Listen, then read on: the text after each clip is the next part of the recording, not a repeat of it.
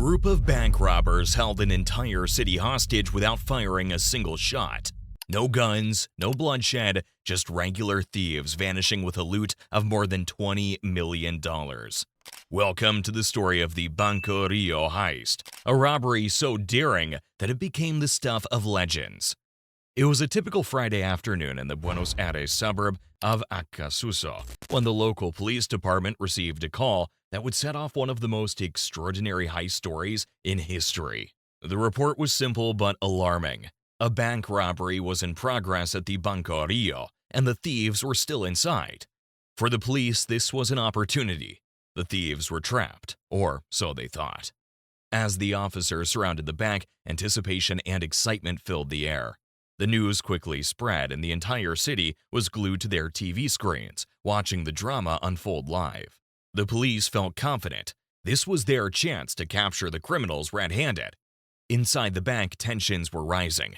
The robbers had taken 23 hostages, but in a surprising act, they released the security guard and 2 other hostages as a sign of goodwill. The situation appeared to be a classic standoff, with negotiations dragging on for hours. The robbers made demands, and the police responded, believing they were in control. But as the hours ticked by, something felt off. The robbers were calm, almost too calm.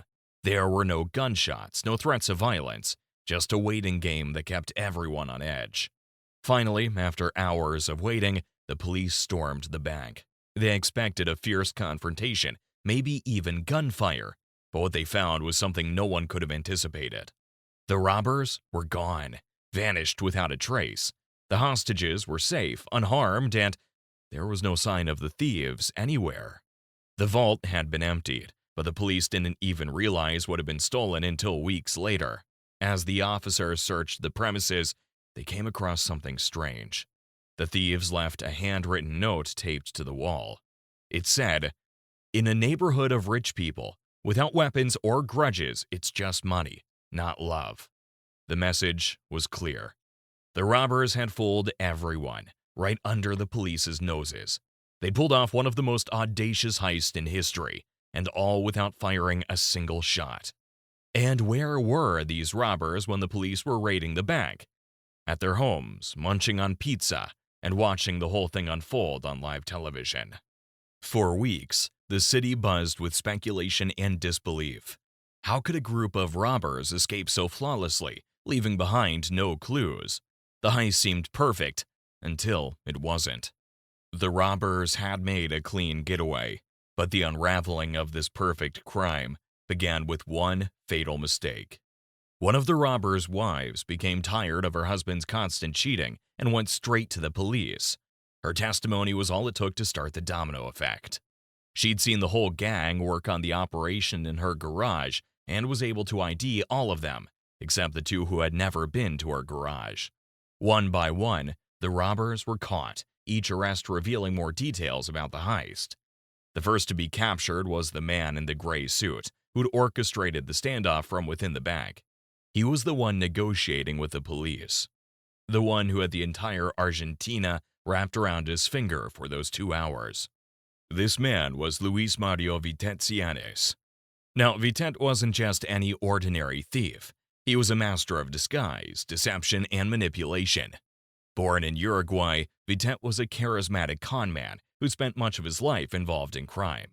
His nickname, the man in the gray suit, came from his calm and calculated demeanor during the heist. Vitette dressed in a tailored gray suit, which was a symbolic choice that made him appear almost businesslike.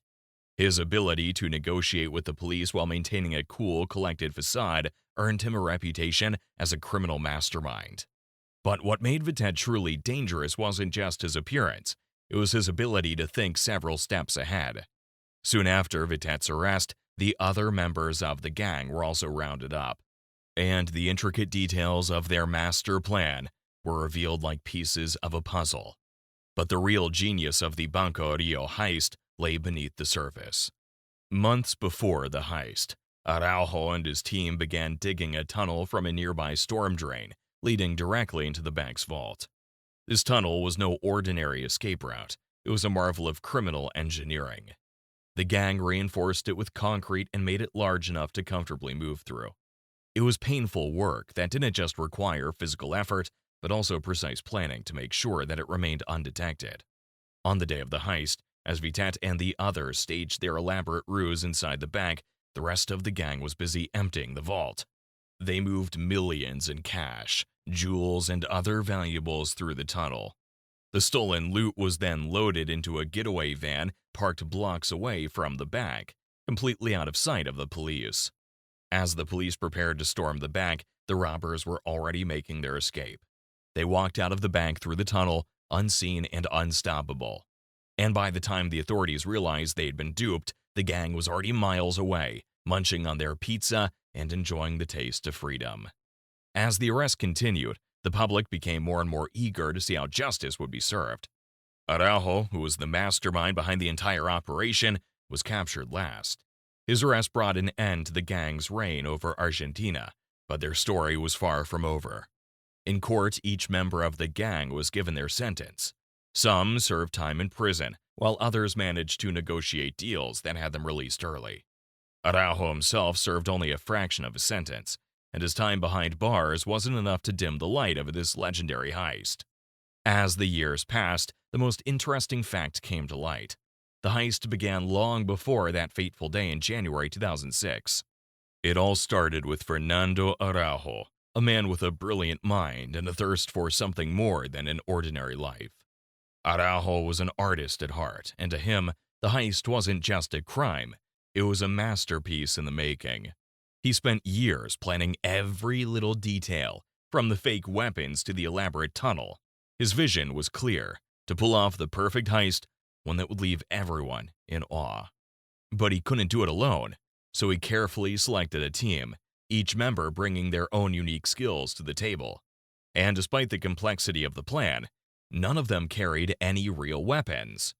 It was all about deception, about making the police believe they were up against something far more dangerous than the truth. The Banco Río heist quickly became a legend, not just in Argentina, but around the world. It was the heist of the century, a crime so perfectly executed that it became more than just a robbery. It became art. Araujo and his team embraced their newfound fame. They helped journalists write books about the heist, giving interviews and sharing details that only added to the mystery. Some even made cameos in the movie El Rabo del Siglo, which is a dramatized version of their incredible story. They didn't just accept their roles in the heist, they reveled in them. For Araujo, getting caught was almost inevitable. After all, a crime this perfect deserved recognition. Like he once said, executing a crime so flawless and then never getting the chance to take credit for it would be like owning a Picasso you could never display. The heist was his Picasso, and he wanted the world to see it. The Banco Río heist remains one of the most daring and brilliantly executed crimes in history. It wasn't just about the money or the jewels. It was about creating something unforgettable.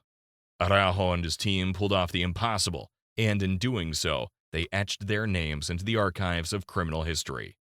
Today, the legend of the Banco Río heist lives on. It's a testament to the power of ingenuity, deception, and the desire to create something extraordinary. But for Araujo and his team, the heist was more than just a robbery. It was their magnum opus, a masterpiece that will be remembered for generations to come. If this story left you on the edge of your seat, make sure to like, share, and subscribe for more thrilling dives into the world of true crime. Until next time, stay curious, stay safe, and remember, sometimes truth is stranger than fiction.